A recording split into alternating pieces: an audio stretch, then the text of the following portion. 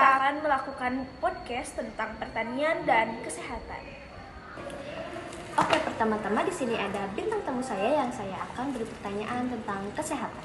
Hai. Dengan berdirinya saya di sini, saya Sabratu Sada yang menjadi host di podcast ini. Saya kedatangan satu bintang tamu nih. Halo teman-teman. Ngomong-ngomong, kamu kabarnya gimana? Alhamdulillah aku baik. Yuk kita mulai podcastnya sekarang. Jadi kamu mau nanya apa? Aku ada beberapa pertanyaan tentang smartwatch nih. Apa tuh? Yang ke-1, apa fungsi utama dari jam pintar atau aplikasi kesehatan bagi penggunanya? Fungsinya untuk memantau kesehatan seperti detak jantung, langkah kaki, dan kualitas tidur. Oh gitu. Iya. Yang kedua, di mana alat-alat kesehatan digital tersebut dapat dibeli atau digunakan? Bisa dibeli di toko elektronik, toko online, atau digunakan lewat aplikasi di ponsel. Oh, nanti aku mau beli. Lalu yang kedua, di mana orang bisa melakukan konsultasi dokter secara online? Bisa lewat aplikasi seperti Halodik, Halo Dokter, atau situs rumah sakit.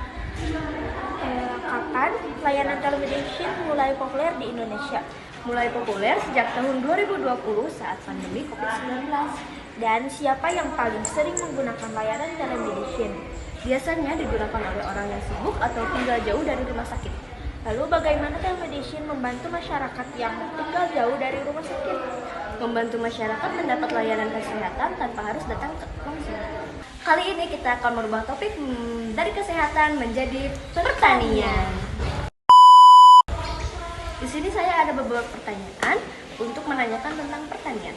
Apa yang dimaksud dengan perubahan dalam pemanasan hasil pertanian melalui media digital? Dalam pemasaran hasil pertanian melalui media digital adalah pergeseran cara petani menjual hasil panen dari metode tradisional menjadi pengguna marketplace dan media sosial.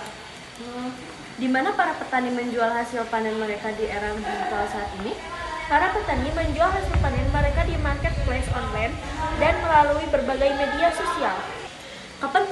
Kapan perubahan pemanasan hasil pertanian melalui media digital mulai berkembang pesat?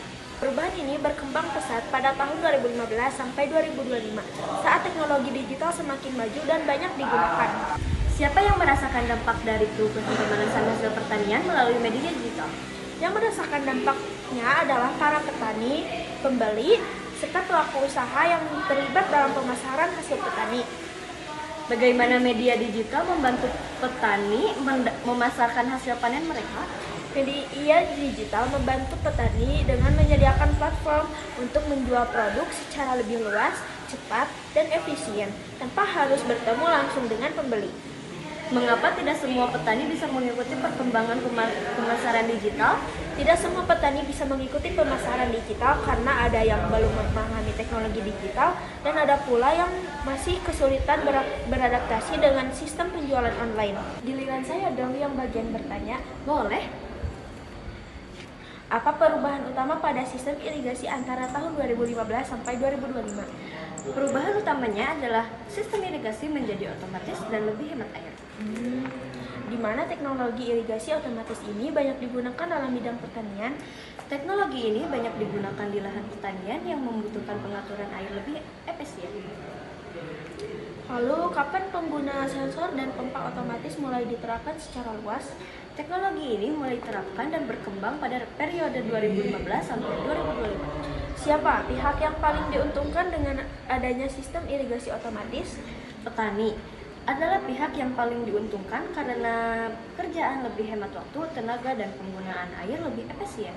Mengapa penggunaan sensor tanah dan pompa otomatis dianggap penting? Karena teknologi tersebut membantu mengukur kelembaban tanah sehingga air diberikan sesuai kebutuhan tanaman. Lalu, bagaimana cara kerja sistem irigasi otomatis dalam menghemat air, waktu, dan tenaga? Sistem ini bekerja dengan sensor yang membaca kondisi tanah, lalu pompa akan menyala dan mati otomatis sesuai kebutuhan sehingga air tidak terkuras. Oh, begitu.